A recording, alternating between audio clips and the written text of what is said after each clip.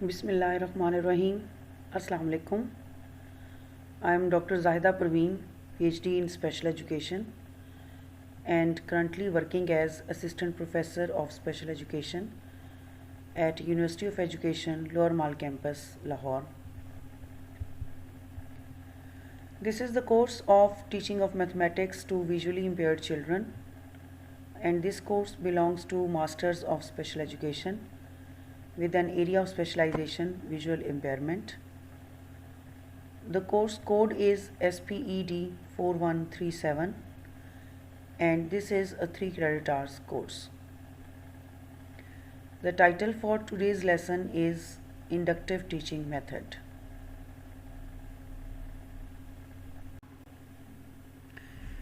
As you people have already discussed inductive approach and types of reasoning like inductive reasoning and deductive reasoning in different courses, and this lecture will be a review of all those concepts.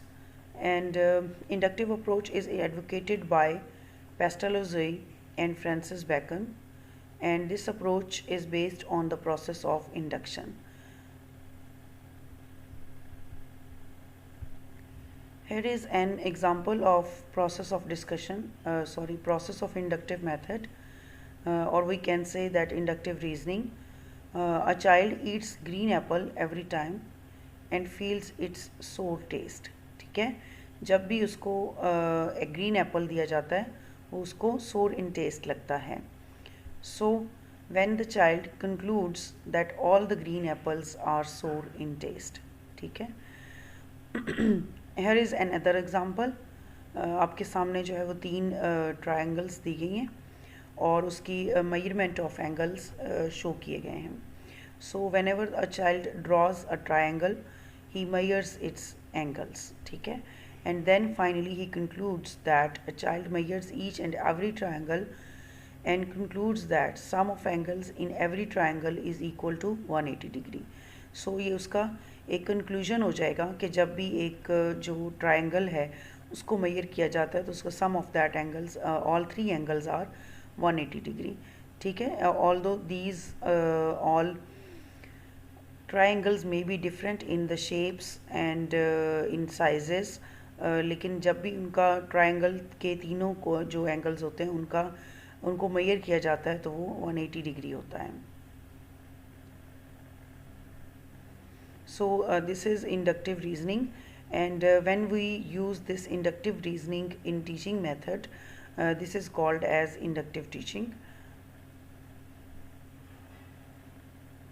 In this we first take a few examples and greater than generalize. ठीक है, यानी कुछ examples के through बच्चों को पढ़ाया जाता है और जब एक concept clear हो जाता है तो उसका conclusion बच्चों को clarify किया जाता है और उसको फिर generalize कर दिया जाता है. It is a method of constructing a formula with the help of a sufficient number of concrete examples.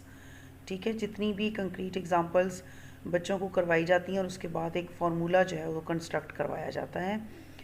Induction means to provide a universal truth by showing that if it is true for a particular case, it is true for all such cases.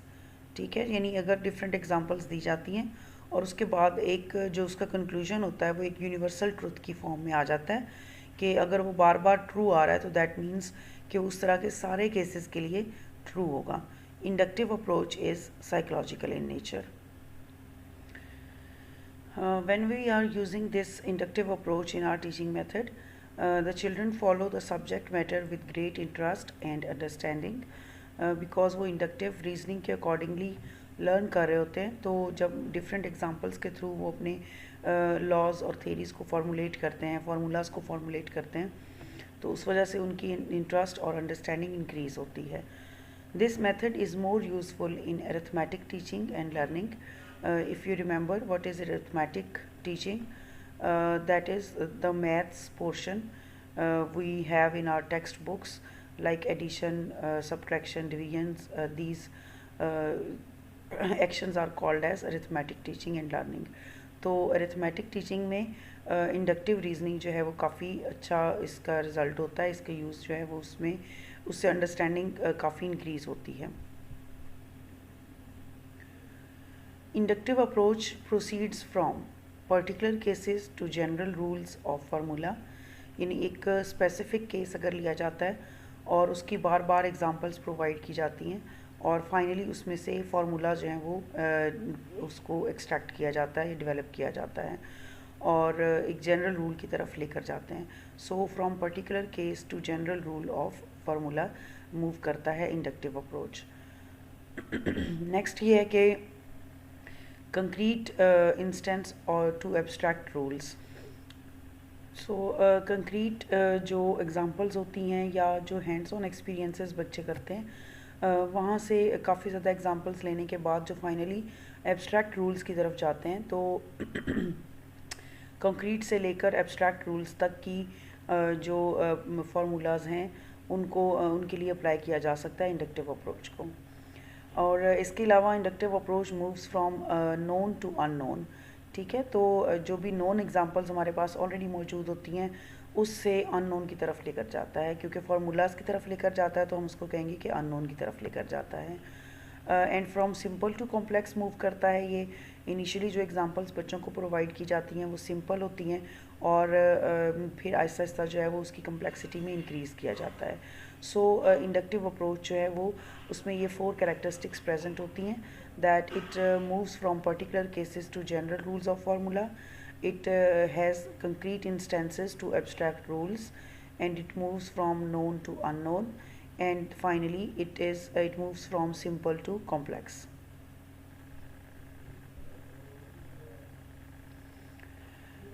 Now we will discuss some steps of inductive method. When we have to use inductive method in our teaching classrooms, then we will first of all we have to present examples. So first step is presentation of examples. और इसमें साथ साथ हम teacher के role को भी explain करते जाएंगे हर स्टेप में कि टीचर का रोल क्या होता है.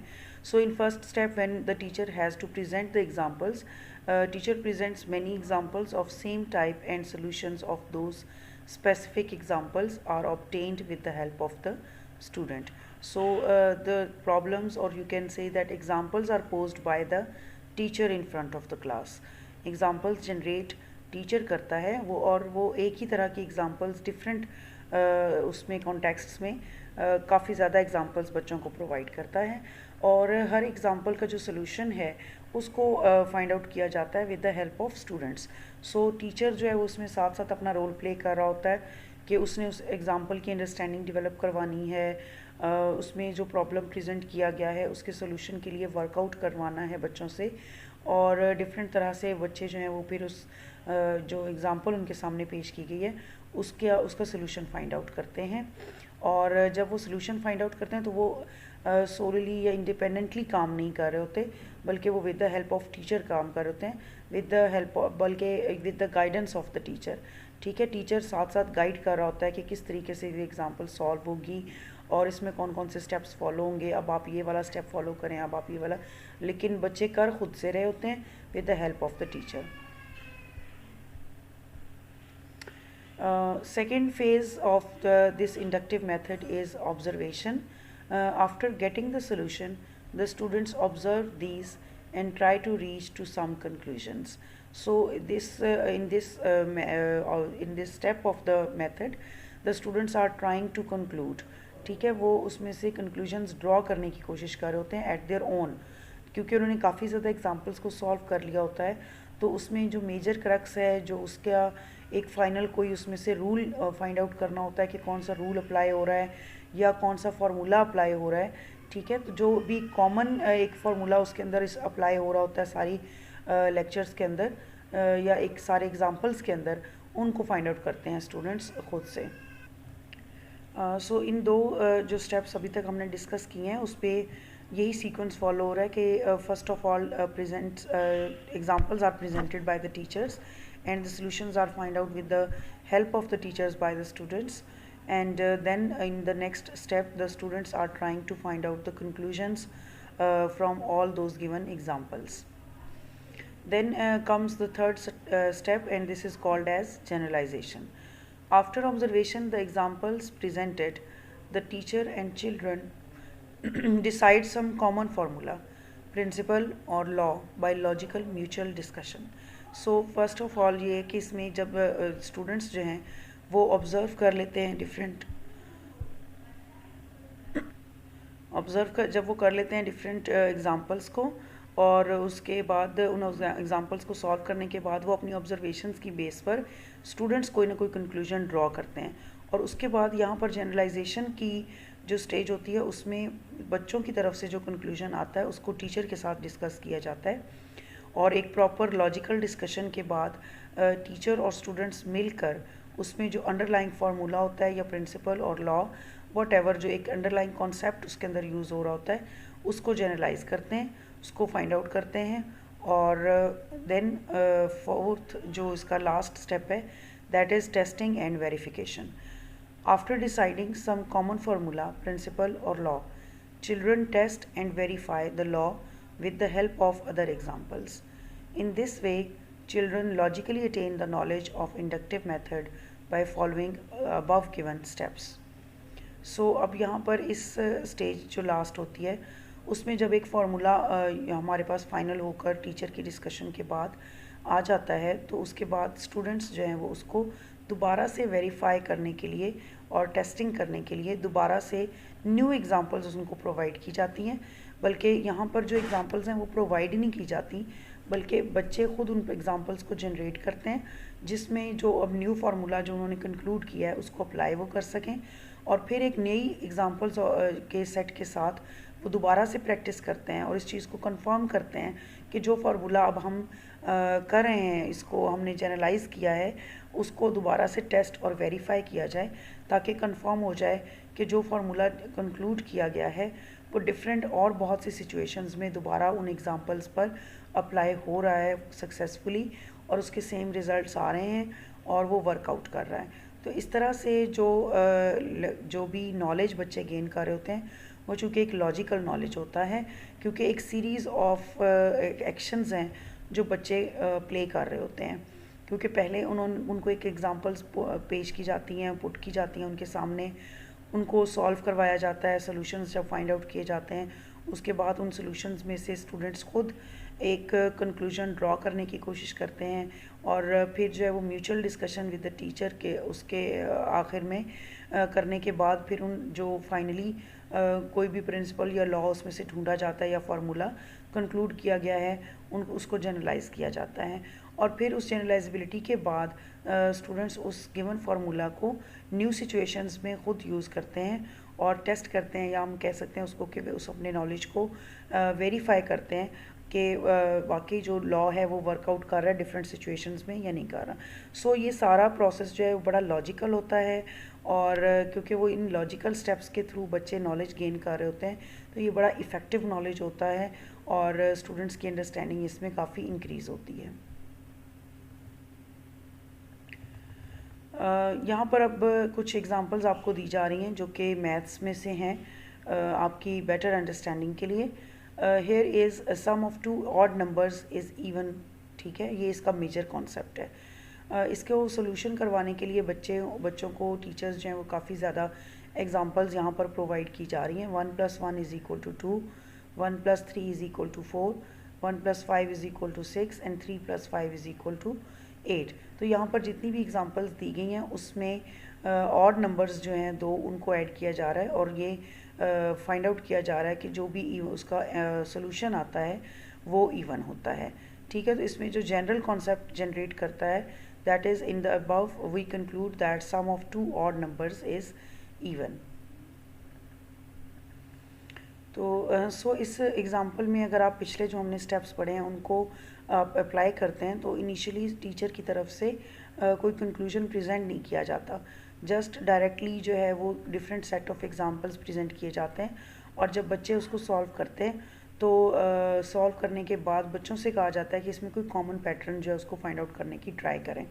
और अगर बच्चे जो हैं वो इस तक पहुंच जाते हैं कि सारे ऑड नंबर्स हैं जो which are being added and their sum is always even, तो बच्चों के बाद उसके बाद जो है वो टीचर के साथ डिस्कशन की जाती है और फिर फाइनली इसको जनरलाइज कर दिया जाता है। टेस्टिंग एंड वेरिफिकेशन में ये होगा कि एक न्यू सेट ऑफ एग्जांपल्स इसी तरह से जिसमें ये जो डिजिट्स यहाँ पर दिए गए हैं ये काफ़ी बड़े हों या इनको चेंज किया जा सकता है।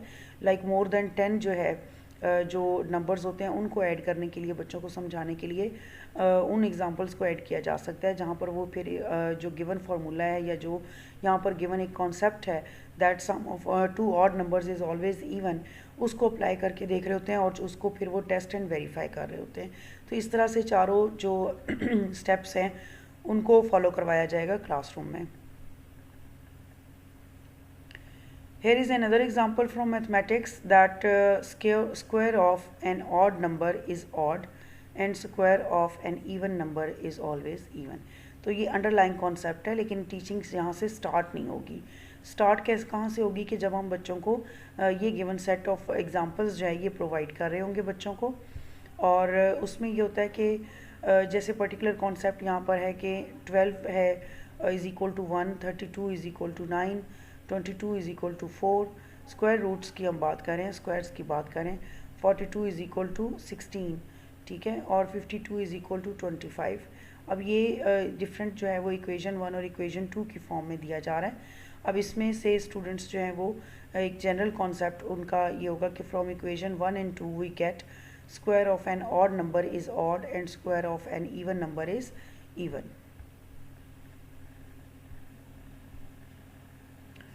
Now we will discuss some advantages or merits of inductive approach. Inductive approach increases the self-confidence among students because they are always working on different examples and producing new examples when they have to apply the theory or apply any formula. उसकी generalisability के लिए जब वो खुद से examples के साथ काम करते हैं, so all this increases their self-confidence. It is a psychological method because क्योंकि ये रीजनिंग के साथ काम कर रहा होता है, तो रीजनिंग की वजह से ये इसको हम कह सकते हैं कि ये एक साइकोलॉजिकल मेथड होता है जो कि आपके ब्रेन के साथ वर्कआउट कर रहा होता है। It is a meaningful learning and it is a scientific method. Scientific method, if you remember that method which follows particular concept steps, और इसमें चूँकि स्टेप्स प्रॉपरली फॉलो हो रहे होते हैं और एक लॉजिकल रीजनिंग उसके साथ फॉलो हो रही होती है, so that is called as scientific method. And then it develops scientific attitude among students. Scientific attitude ये नहीं होता कि जस्ट साइंस में काम करना और किसी और सब्जेक्ट में काम करना नहीं करना, बल्कि साइंटिफिक एटीट्यूड एक ऐसा एटीट्यूड है जो कि एक इनर सेल्फ बच्चे की जो है उसमें एक चेंज आता है, जिसमें वो हर एक चीज़ को साइंटिफिकली सॉल्व करने की कोशिश कर रहा होता है और वो उसको वेटेज देता है कि हर एक जो भी नया उसका कॉन्सेप्ट है उसको साइंटिफिकली सॉल्व कर रहा होता है। It develops that the habit of intelligent hard work, ठीक है, क्योंकि इसमें एक कॉन्सेप्ट को समझने के लिए जो है वो नोट मेमोराइजेशन नहीं हो रही होती, बल्कि इंटेलिजेंटली स्टूडेंट्स वर्कआउट कर रहे होते हैं, एग्जाम्पल्स के साथ काम कर रहे होते हैं, so we can say that it involves intelligence.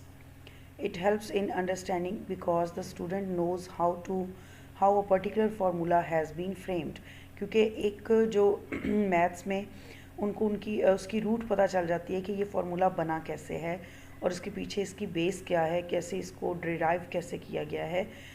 तो इस वजह से ये मैथमेटिक्स में काफ़ी इम्पॉर्टेंट है इसका यूज़, क्योंकि ये बच्चों को जो मैथ्स के लॉज और फार्मूलाज होते हैं या कहीं पर भी अगर कोई प्रिंसिपल फॉलो हो रहा है, अप्लाई हो रहा है, तो उसकी कंस्ट्रक्शन का प्रॉपरली उसको बताया जाता है कि ये एक प्रिंसिपल को कंस्ट्रक्ट कैसे किया गया है।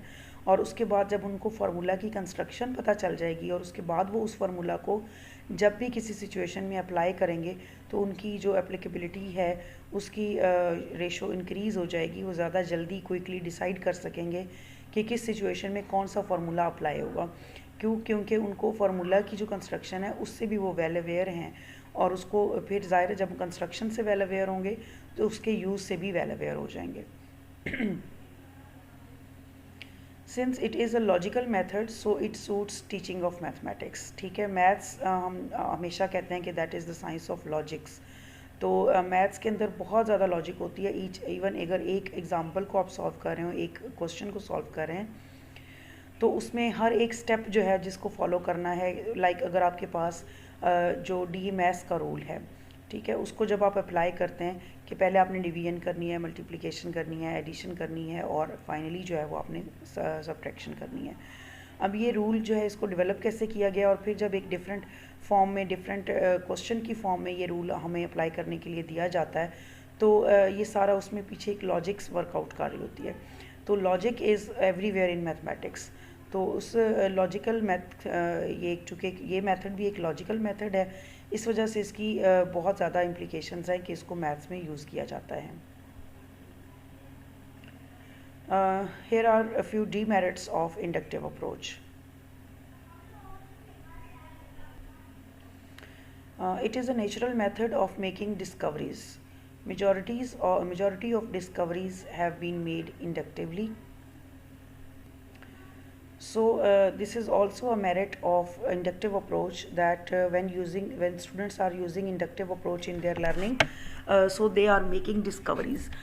मैथ्स में भी वो फिर डिस्कवरीज इंडक्टिवली कर रहे होते हैं, और मैथमेटिक्स में डिस्कवरीज होती हैं वो डिफरेंट होती हैं बाकी जो साइंटिफिक सब्जेक्ट्स होते हैं हमारे उनसे।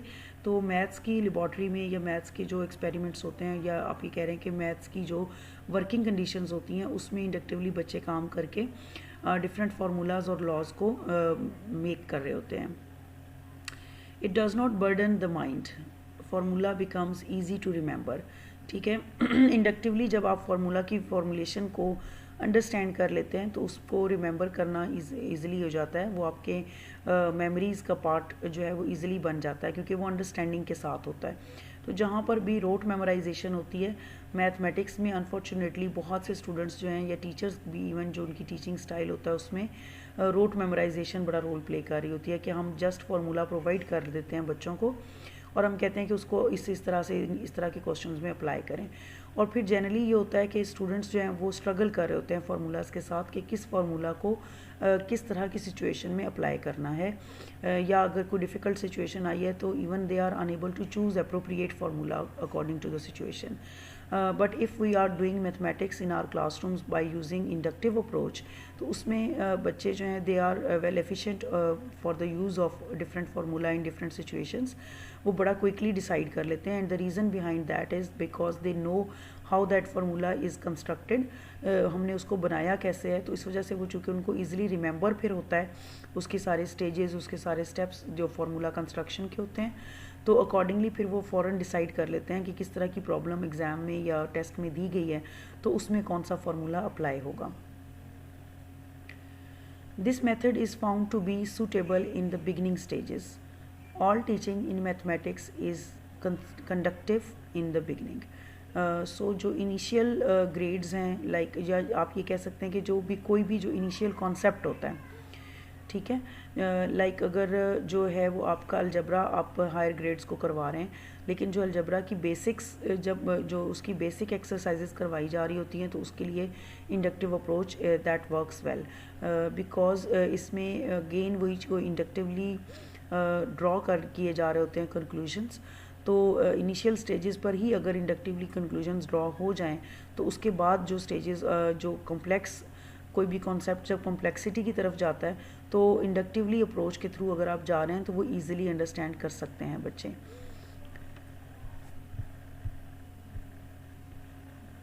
Now we will discuss few demerits of inductive approach. First demerit of inductive approach is certain complex and complicated formula cannot be generated, so this method is limited in range and not suitable for all topics. Definitely अगर आप के काफ़ी difficult concepts अगर आपको mathematics के याद हों, like theorems हो गए या एडवांस्ड ज्योमेट्री की जो एक्सरसाइजेज होती हैं उसमें, और इवन कोई भी जो मैथ्स का उसके जो भी मैथमेटिक्स की डिफरेंट ब्रांचेस हैं उसमें से आप किसी भी ब्रांच की जो कॉम्प्लेक्स मेजर जो कॉम्प्लेक्स उनके कॉन्सेप्ट्स हैं उनको अगर आप कंसिडर करते हैं तो उनकी जो हाउ दे आर जनरेटेड, तो इवन समटाइम्स ऐसा होता है कि किसी फार्मूला का जो जनरेशन प्रोसेस है वो इतना लेंथी और कॉम्प्लिकेटेड होता है कि उस प्रोसेस को स्टूडेंट्स को अगर हम समझाने लगें कि ये फार्मूला जनरेट कैसे हुआ है और उसकी बेसिक क्या है, तो वो एक एडवांस्ड मैथमेटिक्स की क्लास हो जाएगी। तो जो स्कूल ग्रेड्स हैं मैथमेटिक्स के, उसमें उनको उस एडवांस लेवल पर लेकर जाना समटाइम्स पॉसिबल नहीं होता। तो हम सिर्फ उन्हीं फार्मूलाज की के लिए इस मेथड को यूज़ कर सकते हैं जो कि क्वाइट इजी हैं या जो सिंपल हैं। तो उनको समझाने के लिए उनकी जो कंस्ट्रक्शन का प्रोसेस होता है, कि जनरेशन का प्रोसेस होता है किसी फार्मूला की, वो हम बच्चों को अंडरस्टैंड करवा सकते हैं। तो जो इजी और सिंपल कॉन्सेप्ट्स हैं उनके लिए ज़्यादा इसकी जनरलाइजेबिलिटी है, इसका यूज़ ज़्यादा है as compare to complex concepts. It is time consuming and laborious method, because हम इसमें थोड़ा सा पीछे जा रहे होते हैं, क्योंकि हम डायरेक्टली जो है वो एग्जांपल्स के सॉल्यूशंस देने की बजाय हम उस जो फार्मूला को जनरेट करने के लिए पहले एग्जांपल दी जाती हैं, और जब फार्मूला जनरेट हो जाता है तो उसके बाद दोबारा एग्जांपल्स दी जाती हैं उसकी टेस्टिंग और वेरिफिकेशन के लिए।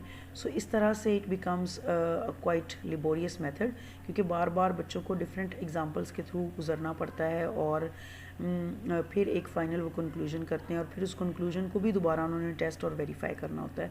तो समटाइम्स ऐसा होता है कि एक ही कॉन्सेप्ट के ऊपर आपकी काफ़ी क्लासेस जो हैं वो निकल जाती हैं। तो इस वजह से ये टाइम कंज्यूमिंग भी है।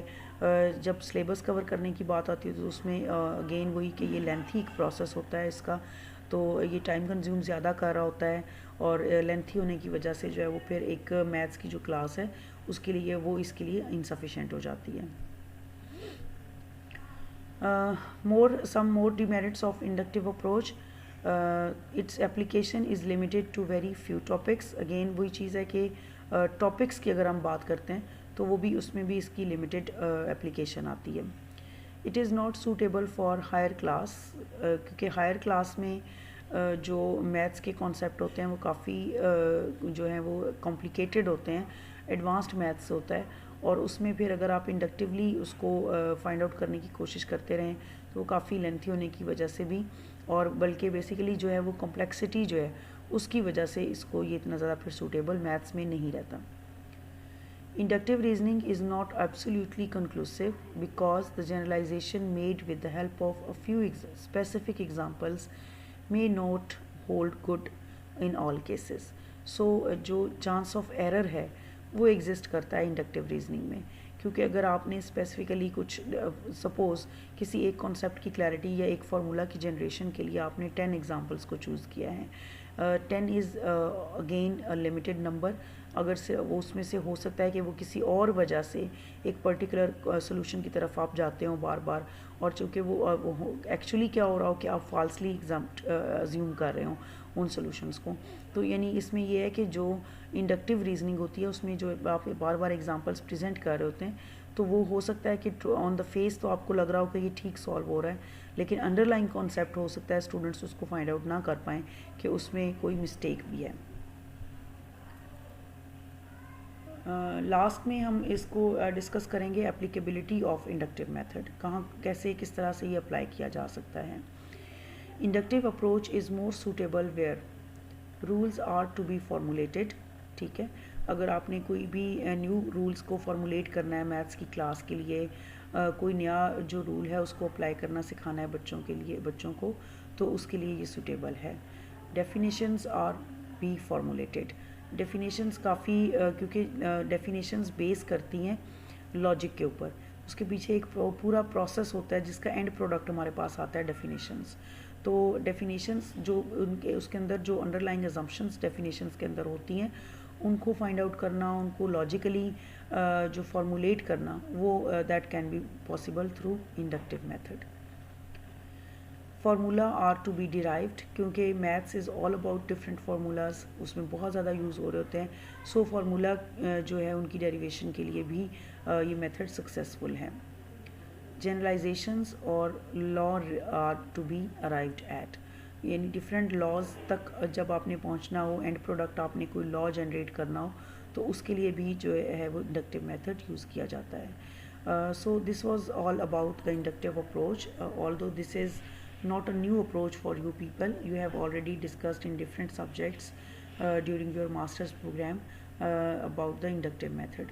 इंडक्टिव रीजनिंग के बारे में आप ऑलरेडी काफ़ी डिटेल से पढ़ चुके हैं, और बेसिकली जो है वो inductive method is practical use of inductive reasoning. Quickly हम इस लेक्चर का एक छोटा सा रिव्यू कर लेते हैं क्योंकि इसमें जो बेसिकली मैंने आपको ये बताया है कि इंडक्टिव जो अप्रोच है उसमें इंडक्टिव रीजनिंग अप्लाई हो रही होती है। इसमें यह है कि डिफरेंट एग्जांपल्स बच्चों के सामने होती हैं और जब बार बार एक एग्जांपल के थ्रू वो एक कंक्लूजन पर पहुंच जाते हैं और वो जो कंक्लूजन होता है वो एक स्पेसिफिक फॉर्म ले जाता है, उसको फार्मूला या लॉ की फॉर्म में आ जाता है और फिर हम उस फार्मूला या लॉ जो होता है उसको हम दोबारा से कंक्लूड कर रहे होते हैं और उसको दोबारा अप्लाई किया जाता है न्यू सिचुएशंस के अंदर और वेरीफाई और टेस्ट कर लिया जाता है। सो इस तरह से जो है वो इंडक्टिव रीजनिंग के थ्रू स्टूडेंट्स लर्न कर रहे होते हैं मैथमेटिक्स को। एक और क्रक्स जो हमने इस सारी प्रेजेंटेशन में आज डिस्कस किया है दैट इज़ कि जो मैथ्स है उसके सिंपल कॉन्सेप्ट्स को सॉल्व करने के लिए इंडक्टिव मेथड जो है वो ज़्यादा अच्छा रोल प्ले करता है instead of more complex problems. तो कॉम्प्लेक्स की तरफ जितना आप जाएंगे उसमें इस मेथड की जो एप्लीकेबिलिटी है वो डिक्रीज़ होती जाएगी। फिर हमने इसके मेजर स्टेप्स को डिस्कस किया है जिसमें प्रेजेंटेशन ऑफ एग्जांपल्स हैं, फिर ऑब्जर्वेशन है, ऑब्जर्वेशन बाय द स्टूडेंट्स होती है और उसके बाद जनरलाइजेशन है, जो भी कंक्लूजन हमने निकाला है उसको हम जनरलाइज कर रहे होते हैं और उसके बाद जो है वो फाइनली टेस्टिंग एंड वेरिफिकेशन का प्रोसेस आता है। फिर हमने डिफरेंट एग्जांपल्स को डिस्कस किया है और उसके बाद जो है वो फाइनली हमने उसके मेरिट्स और कुछ जो डीमेरिट्स हैं उनको भी डिस्कस किया है। So this is all from the inductive approach. Thank you very much.